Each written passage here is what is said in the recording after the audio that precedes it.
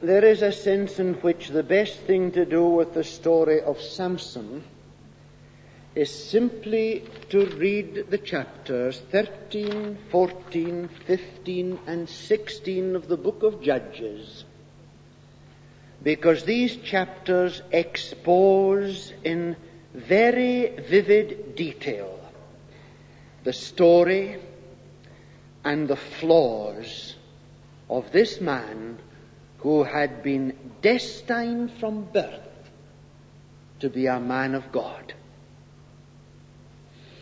His name appears in the roll of honor of the heroes and heroines of the faith in Hebrews chapter 11.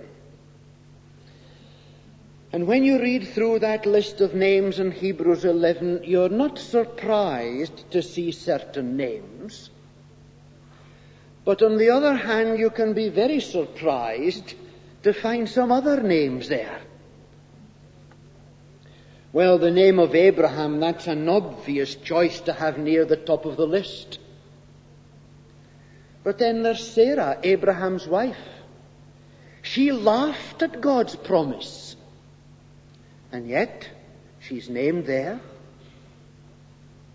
Jacob, he's in the list. And he was a complicated character, not the kind of man, really, that you would like to do business with. He was a double dealer, and yet his name was there.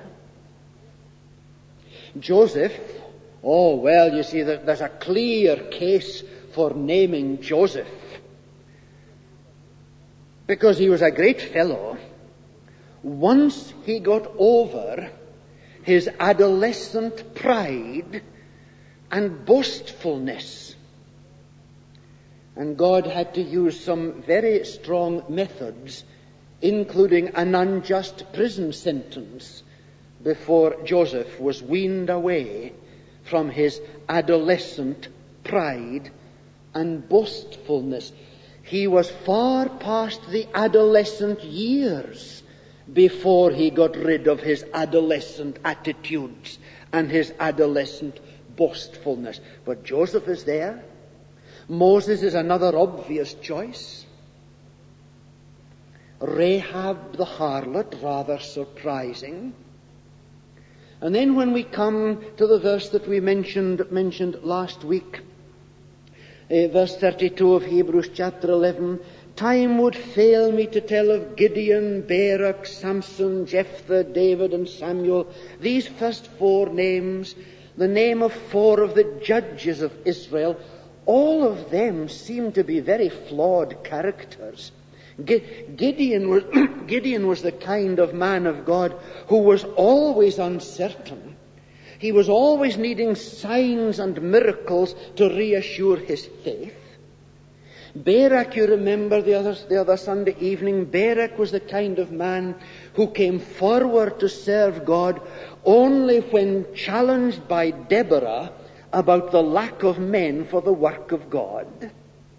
And in our next study in a fortnight's time, we'll come to Jephthah, a judge of Israel, the kind of man who made stupid promises and then felt obliged to keep these stupid promises, despite the fact that the keeping of the stupid promise would bring deep hurt and distress to other people. And we have Samson, another man who was far from perfect. And I suppose one of the lessons we have to learn as we hurry on is the lesson that Paul declares in, is it the first chapter of 1 Corinthians, round about verse 26, where Paul says that God has chosen the weak things of the world to confound the things that are mighty. And there is great wisdom in God's doing. Because when God lays his hand upon someone weak and then works mighty works through that person, the weak man has to say, well, it couldn't have been me, not the likes of me, it must have been God. And therefore it is safe for God to use such a person. And you see this in the story of Samson. God chooses the weak and works with them, and by his grace and his love, so persistent in his grace and his love, he takes these weak, fallible creatures and makes them characters of faith and service and stature far beyond what seemed to be possible, humanly speaking. To put it into contemporary language, you can have someone saying, "Oh, he'll never make a minister, or he'll never make a missionary." And God says, "Oh no." And God proceeds to do it. Now, it's obvious from the story that Samson was a complicated character. A very complicated character. And he made many mistakes and many proud rebellions. Samson was the kind of man who tended, as an immediate reaction, to refuse to listen to any advice or any correction. But God persisted. It's a great story, really. God didn't ditch Samson. Like the story we have in the 18th chapter of Jeremiah, the story of the potter and the clay. When the vessel was marred in the hands of the potter, God, the great potter and fashioner of our lives, persisted. He crushed down the clay. He started again. And if these hard and sharp sherds were still there, spoiling the shape of the vessel, then he would pick out the flaws, and he would go on and he would mold and mold and mold. And this is what God did with Samson. And Samson was used by God. He judged Israel for 20 years. There was nobody who could stand against the power of the Philistines the way that Samson did. There was nobody who could give the children of Israel hope for the future other than Samson. And he did it. In spite of all his faults, he was used by God and used greatly. And in a sense, he died honorably. I tried to put as much feeling as possible into the words when I read at the end of the story, blinded Samson, an object of derision. They made sport of him. They got him into the arena like a clown. And Samson, I wonder when he had last prayed. Samson said, "Lord, remember me." And I think the good Lord said, "Aye, Samson, I remember you." But God heard his prayer. And in a sense, Samson died honorably. And there's got to be this but. How much more Samson could have been used by God, but for his pride. Now the story, as we say, is recorded in the book of Judges, chapters 13, 14, 15, and 16. The story of a man marked out for God from the very time that he was conceived in his mother's womb. That's chapter 13 at verse 5. The boy shall be a Nazarite to God from birth, and he will begin to deliver Israel from the hand of the Philistines. Now that was Samson. The rest of chapter 13 makes plain, and we tried to point this out as we read the chapter. I'm thinking particularly of verses 21 to 23. The rest of chapter 13 makes plain that Samson's mother was far more intelligent and far more spiritual than his father.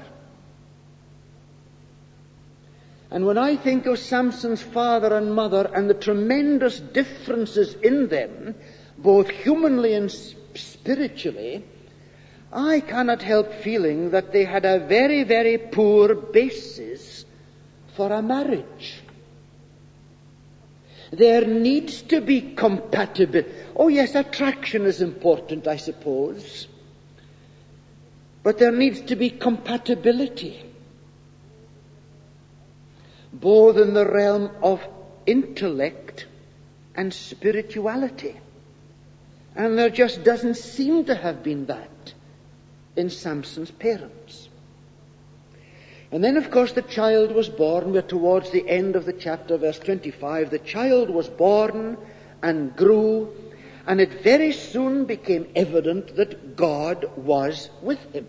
The Spirit of the Lord began to stir him between Zorah and Eshtaol. And this young man, Samson, began to be aware of the fact that the hand of God was upon him, and he began to do things in the name of God for the people of God. He began to fulfill his destiny, which was declared while he was still in the womb of his mother. And at the end of chapter 13, we are left with a clear awareness of the fact that here is a man with a future, spiritually speaking, in relation to God. But of course, not all young men who give evidence of having a spiritual future realize that potential. Samson was one of them. The Bible tells of others, and the story of the past 30 years in this congregation tells of others. Young men and women who at one stage showed such promise that our hearts were thrilled. And in so many of their lives there has been something of a spiritual abortion. And the promise that was evident at one stage has never been fulfilled. But at the end of chapter 13, we see this young man as a man with a future. God was at work on a scale that was far, far bigger than Samson or his parents realized. That's the significance of chapter 14, verse 4. Samson's father and mother didn't realize that God was in all this. Because God was working out his purpose of judgment in relation to the Philistines. But God was also working out his purpose with regard to Samson. And I have no doubt at all that Samson had been told by his parents as soon as he was a little boy old enough to know that God had chosen him for special service. You can imagine Samson saying to his parents, why must I wear my hair longer than the other boys? They're all getting their hair cut. Why not me?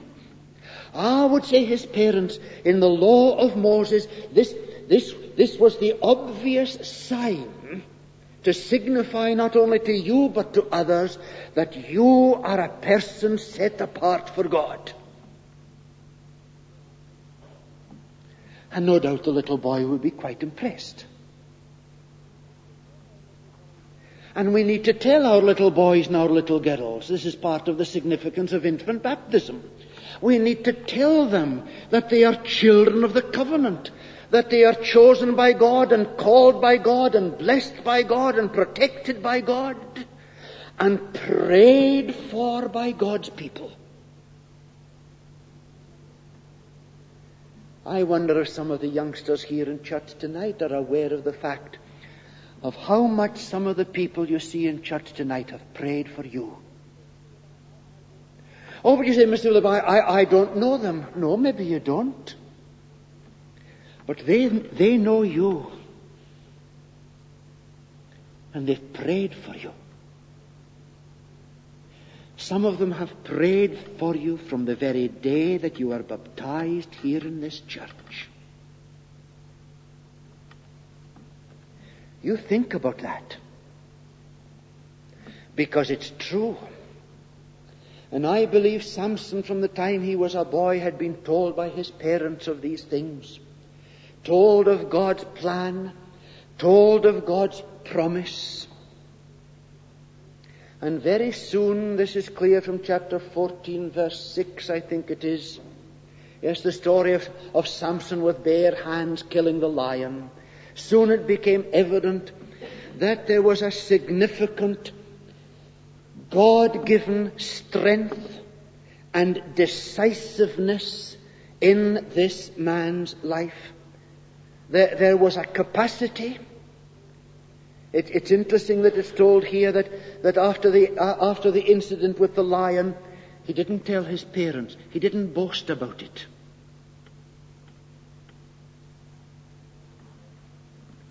But you know, there was also a certain streak of cruelty in Samson. Remember the foxes and tying their tails and setting them on fire so that they ran through the fields of the Philistines' corn. I came across, I think it was in one of the commentaries, that the only part of the Nazarite vow that Samson really seemed to honor was the business of no razor coming upon his hair.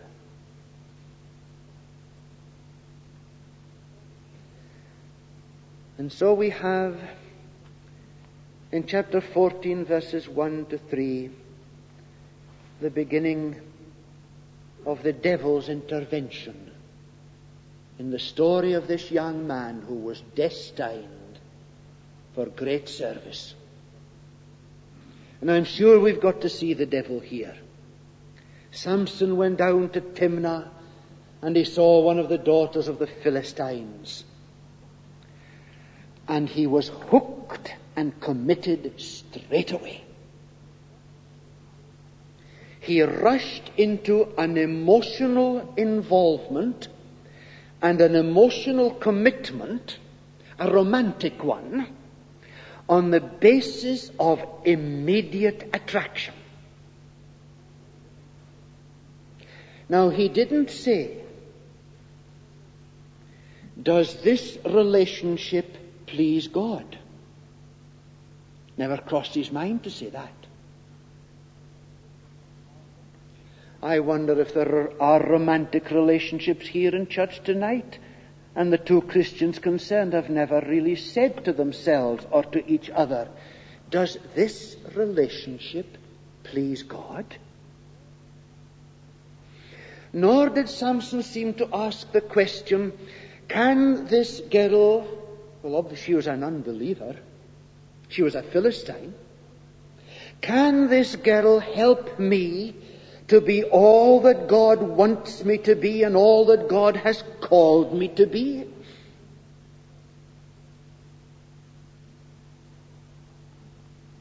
And there are not a few evangelical ministers have got married without asking the question, can this girl help me to be the kind of minister that God wants me to be? Samson didn't seem to ask the question, can this girl be with me and partner me in all that I want to be? Because you see, I believe that Samson had something of an awareness of at least some of his capacities and some awareness of the hand of God upon him, and understandably he had hopes for his future. But he didn't seem to ask the question, can this girl be with me and partner me in all that I want to be? And the answer, of course, to all these questions was no. he committed himself to an immediate romantic involvement. Get her for me. And his parents remonstrated. But how many Christian young people consult their parents or listen to their parents with regard to this kind of relationship?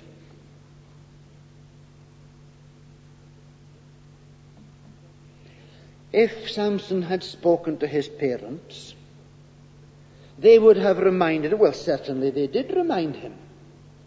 They reminded him of the Nazirite vow. They reminded him and said, Samson, you're set apart for God. You can't go and marry a Philistine. I'm going to. I like her. There's an end of it. She pleases me. And this was the flaw in Samson's whole spiritual life and relation to God. It was self-will and self-pleasing. And of course, I don't want to emphasize this too much, but of course in the story it is obvious that here is a young man who was far too fond of the girls and far too attractive to the girls, and he knew that he was attractive to the girls. Oh, be careful. Fellows who are attractive and girls who are attractive. There's a devil. That's why it's so important that our relationships should be right. There is far too much involved. But I think it's also clear from the story that Samson, self-willed, self-pleasing, Samson was also sure, very sure, that he was spiritually and morally strong enough to... Oh, he would say, yes, I know she's an unbeliever, but then you see, my spiritual life is strong. I can hold my own position. This won't take me away. Was it Spurgeon who used the illustration? He said, you stand on the floor, you stand up on top of the kitchen table. Now, you on the table try to pull the other one up, and you on the floor try to pull the other one down. Who'll win? The one who pulls you down. It's a very vivid illustration. But Samson thought, I've known about God since I was a little boy. I've been prayed for not only by my parents, but by my parents' friends, all through my childhood and youth and adolescence and young manhood. I know what I think spiritually. I know what I believe. I know where I stand. This is not going to take me away from God. He was sure that spiritually and morally he was strong enough to cope. I don't think that Samson ever really wanted to leave God. But he did. I'm sure that he was a man of capacity and of courage and with a real sense of justice. But all the potential, humanly and spiritually, was siphoned away because he was too fond of the adulation of women. And in due time, it weakened his moral fiber as well as his spiritual commitment. And that is why we have recorded at the beginning of chapter 16 that Samson went to Gaza, and there he saw a harlot. She was attractive, so he went with her. Now go down to chapter 16 at verse 4 and from there to the end. The story of Samson and Delilah. It's a very sad story. How come that Samson didn't realize that this woman was going to be the death of him spiritually? He must have been aware that he was tight-roping, because he evaded all her blandishments with regard to his separation unto God. He told her all sorts of things. Oh, do this and I won't have any strength. But then he proved it was wrong. And oh, but if you do this. Oh, she said, oh, now Samson, if you really love me. If you really, oh, you've heard this so often. Now, if you really love me, you won't expect me to give up my Saturday nights to go to a prayer meeting with you, surely. If you really love me, you won't expect me to go twice every Sunday. I hesitate to mention this, but I vouch for its truth. A minister of the Church of Scotland was getting married, and the bride-to-be said to her husband, a young minister, now, I hope you won't expect me to go to church with you. And he married her. Very sad, isn't it? The story here of Samson and Delilah is the story of how a man set apart for God. I wonder how many older men, Christian men, there are here tonight who look back over the years and say, yes, I had a relationship like that. It didn't go off the rails, morally speaking, but it quenched and it qualified my usefulness to God.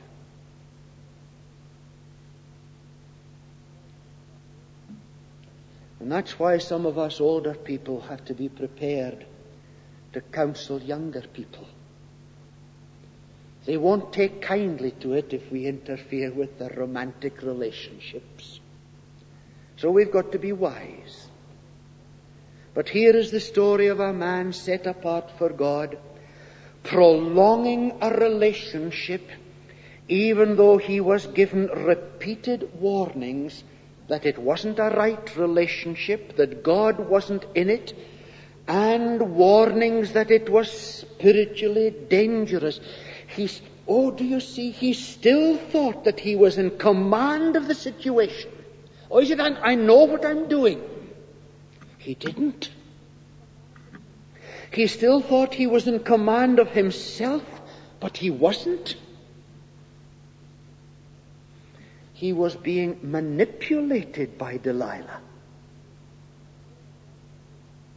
And Samson still thought that he was in command of his relationship with God and his service for God. But he wasn't. And so we come to that awful verse, chapter 16, verse 20. The Philistines are upon you, Samson, and he awoke from his sleep, and he said, I will go out as at other times and shake myself free. And he did not know that the Lord had left him. Wouldn't it be awful to be a minister and go into your pulpit to conduct a service and to preach, and to become aware of the fact that God is no longer with you? I think in that 20th verse we have an indication that Samson at heart, he was complicated. There were so many things overlaid his heart. But Samson at heart still wanted to belong to God. At heart, Samson still knew that he belonged to God. And Samson still wanted to serve God. And he went out to do that very thing, not knowing that God was no longer with him. What a shock it was. He went out to exercise his strength, and it wasn't there. It had gone completely. I've written down on my bit of paper here, when had God left him? At what stage? I don't know. But I've also written down on my bit of paper, and I speak from a burdened heart, and I know tonight right through the sermon I speak by the Spirit of God. If I ask the question, are you a backslider? Are you adrift from God? Have you sold out spiritually? You will say, oh no. Well, Samson said the same. He didn't know that God had left him.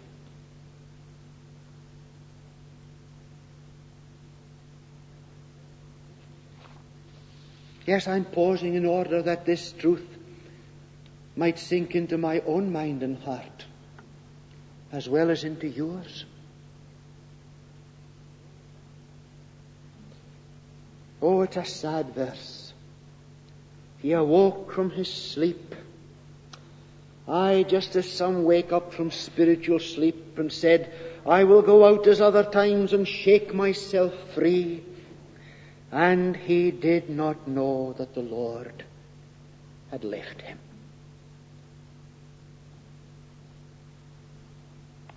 My dear people, is life worth anything if God has left us?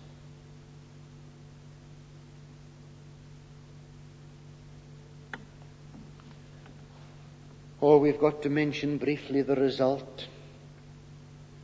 In the latter part of chapter 16, the result was Samson's public shame and Samson's public humiliation. Think of his regret. Aye. Regret's an awful thing to live with.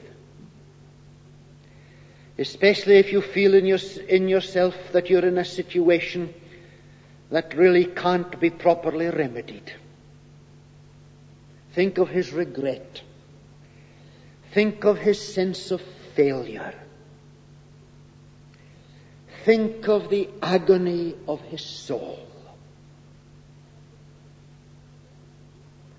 Agony in his soul because of what he might have been for God and what he might have done for God.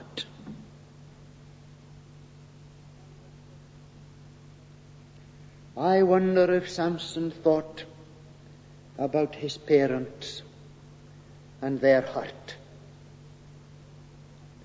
But you know, there's nothing in the story that suggests that Samson became either bitter or self-pitying. He didn't say, oh, poor me. And in time, oh, it must have been costly because the Philistines weren't a kindly people. In time, godly sorrow worked repentance.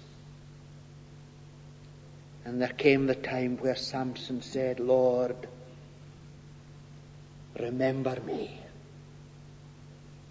Lord, let me die a restored Christian and a restored servant and a restored minister. In his prayer, he really said, when he said, let me die with the Philistines, oh, he really said, Lord, let Samson be nothing. Oh, Lord, Samson's been a big head, proud all his days. Oh, dear God, let Samson be nothing. Let Samson die. Lord, take me back. And God took him back. It's astonishing, isn't it? God came back to Samson. And in some ways I feel that this was the very first time in all his life that Samson really dealt with God. And this Samson is mentioned in Hebrews chapter 11. Perhaps because in spite of all his flaws and faults, he judged Israel 20 years. In spite of the secret compromise in his life, the secret indulgence and the secret self-will, God had used him. Oh yes, but Samson hadn't been a good example. But think, my friends, as we close, if God had really got all of Samson right from the beginning, Samson was the kind of man who could have changed the course of Israel's history. I didn't know how to finish the sermon, but I sat in my study and I remember the words of my brother when he was preaching here one Sunday morning many years ago. And he referred to William Booth, the founder of the Salvation Army, a man mightily used of God. And someone well on through his life asked William Booth, what if anything was the secret of his great usefulness to God? And William Booth said, after a pause, he said, well, right at the beginning, I decided that God would get all there was of William Booth. And I would like to think that by the grace of God, the desire of our hearts tonight, for all that lies ahead of us, will be that God would have all there is of us. Think of the hymn we sang earlier, I would not give the world my heart, and then profess thy love. I pray God that by his grace, if we have moved at all away from God, that tonight he will draw us back to himself. When Samson said, Lord, remember me, God took him back. Thanks be to God. Amen.